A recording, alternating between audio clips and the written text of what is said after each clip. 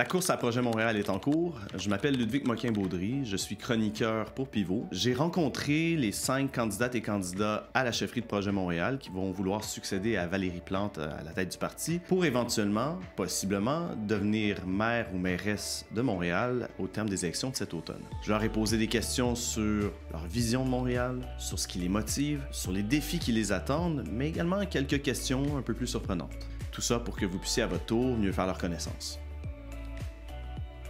Elle est née à Magog en 1984, un parcours dans le domaine communautaire, notamment au Y des femmes de Montréal, dans le domaine de la philanthropie, a siégé à différents conseils d'administration, dont celui du Conseil de presse du Québec, du portail VIH-Sida du Québec, du Carrefour d'aide aux nouveaux arrivants et de Génération d'idées. Et depuis 2021, elle est la conseillère de ville dans le district Étienne-Desmarteaux de Rosemont-la-Petite-Patrie et jusqu'à récemment responsable de la culture, du patrimoine, de la vie nocturne et de la gastronomie au comité exécutif. Alors, j'ai avec moi Erika Alneus. Bonjour Erika. Bonjour. Et continuez ma présentation. Hein? C'est quoi votre histoire et pourquoi la chefferie de Projet Montréal s'inscrit dans cette histoire-là? Bien, oui, je suis née dans les cantons de l'Est, de 2 parents haïtiens qui ont émigré à la fin des années 80. Des parents qui se sont beaucoup impliqués dans leur milieu. Mon papa était celui qui faisait partie du comité de quartier, qui organisait des activités comme la fête nationale, qui était là pour donner un coup de main pour organiser la patinoire aussi. Donc, j'émane de 2 parents qui trouvaient important de faire du bénévolat, de s'impliquer dans sa communauté. Puis, je pense que ça a été, la pomme tombe jamais loin de l'arbre. Donc, ça donne que ça a créé une fille qui se sent très investie d'être au service de mon prochain. Puis, Projet Montréal et la chefferie de Projet Montréal s'inscrit dans mes valeurs. Puis, j'ai envie de pouvoir mettre mon talent, mon potentiel au service du plus grand nombre de Montréalais et Montréalaises. Et donc, on est en 2025. Bientôt, on va célébrer, souligner ou déplorer pour certaines personnes les 8 ans de Projet Montréal là, à l'Hôtel de Ville. Qu'est-ce que, d'après vous, la population de Montréal va retenir des années Plante? Le mot transformation, pour certains, ça a pu brusquer certaines habitudes, mais en même temps, on a été visionnaire. On a osé se projeter dans l'avenir, puis on a aménagé le territoire en ce sens. On a voulu être solidaire, créer des milieux de vie de qualité, puis je pense qu'il y a le mot courage aussi. Je prends l'exemple des carrés éponges. C'est le type d'aménagement qui sont des parcs ou des carrés éponges où, quand il y a des grandes averses, bien, ça peut retenir l'eau.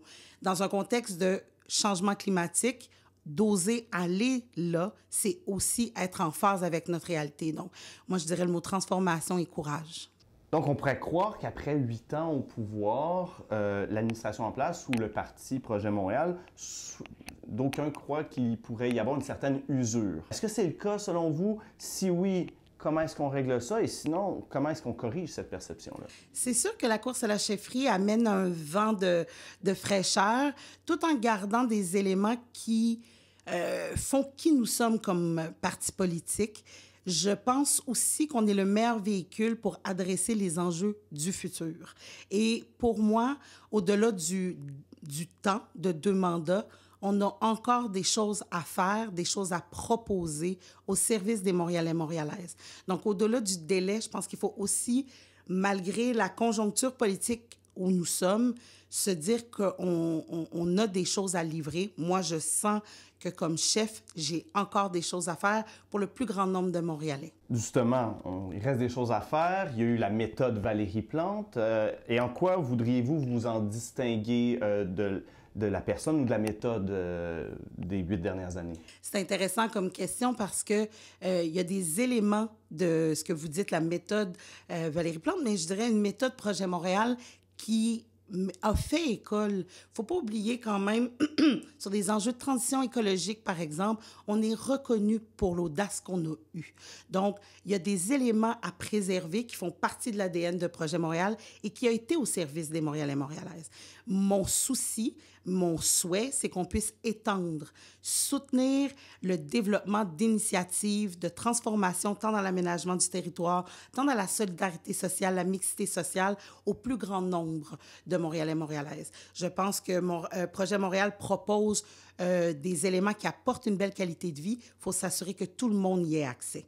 Donc, mon souhait, c'est de proposer cette équité et cette mixité pour tous les Montréalais et Montréalaises. Bien, justement, il y a certaines personnes à gauche qui ont trouvé que l'administration actuelle n'est pas allée assez loin dans ses réalisations, que ce soit du côté du logement social, du transport en commun, de la lutte contre le profilage racial ou les pistes cyclables.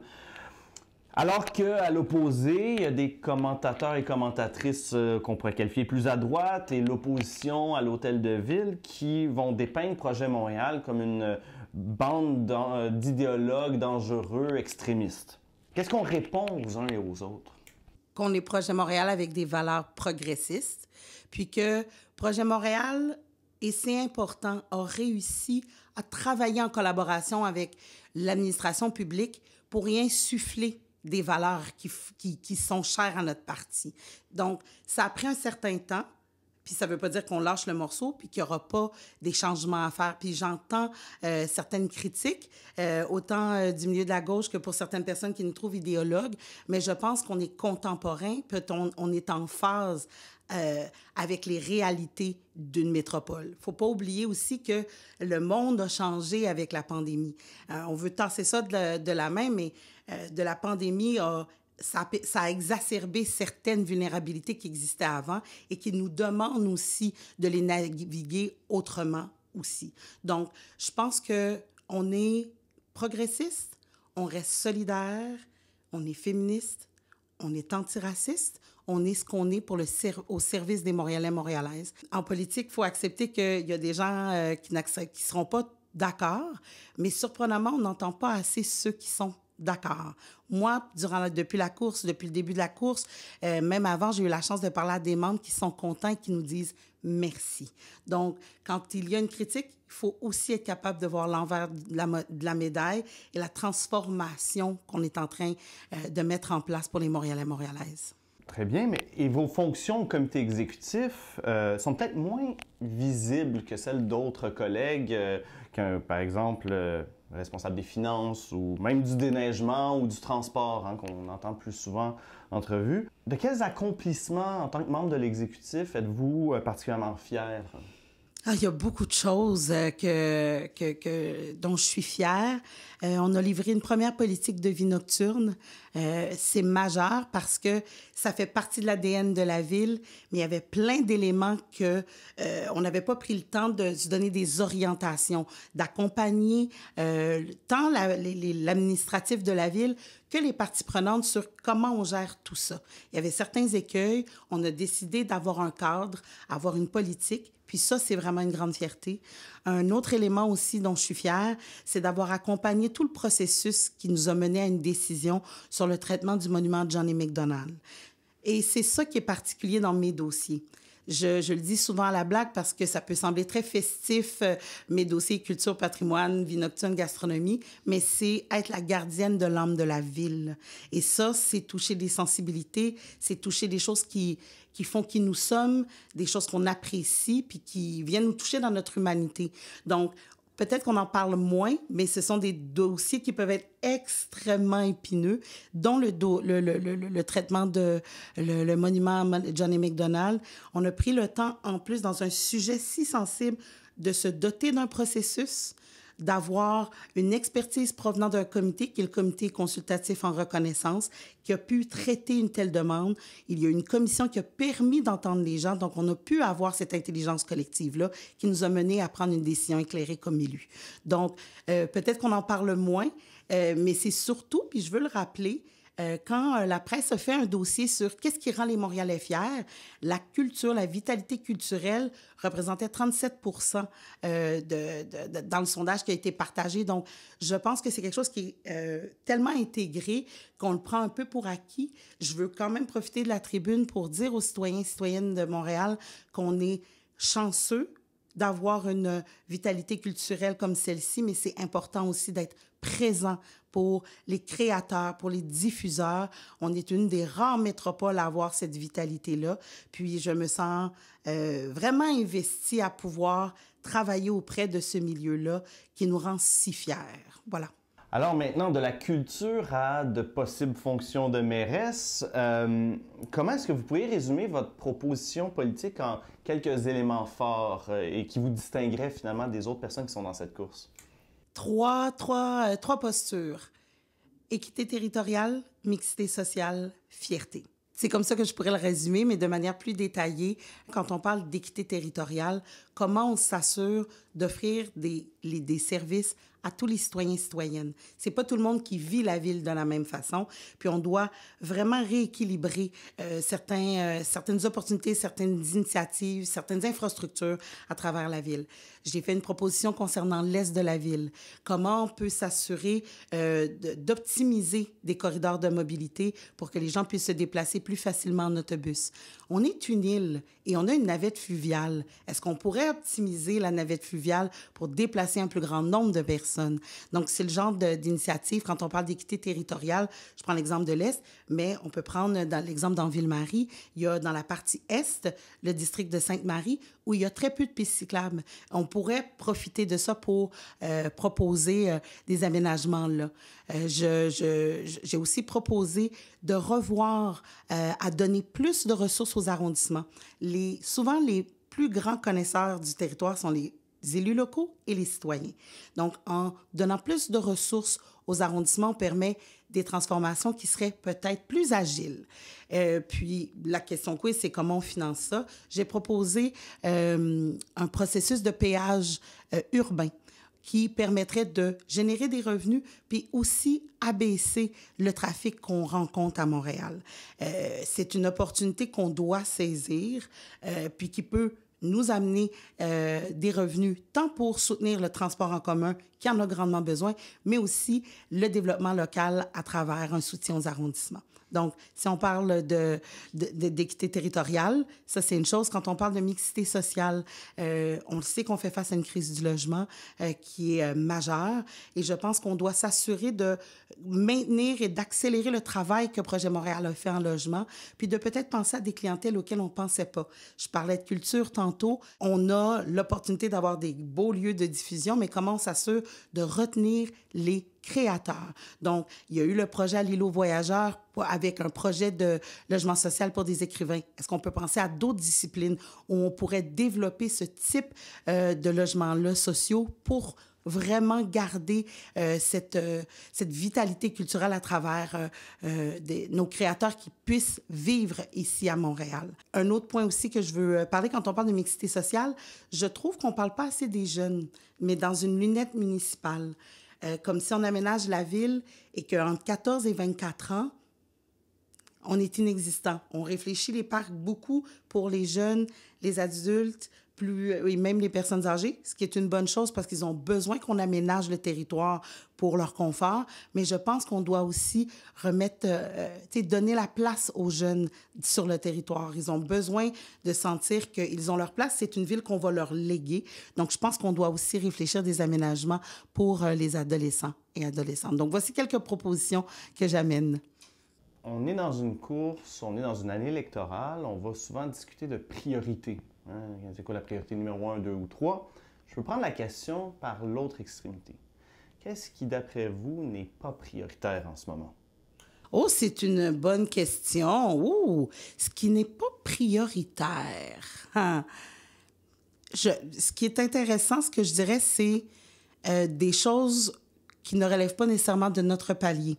Je pense que si j'avais à soulever quelque chose qui n'est pas prioritaire, c'est le fait qu'on doit des fois ménager la chèvre et le chou avec des compétences qui nous sont des fois reléguées.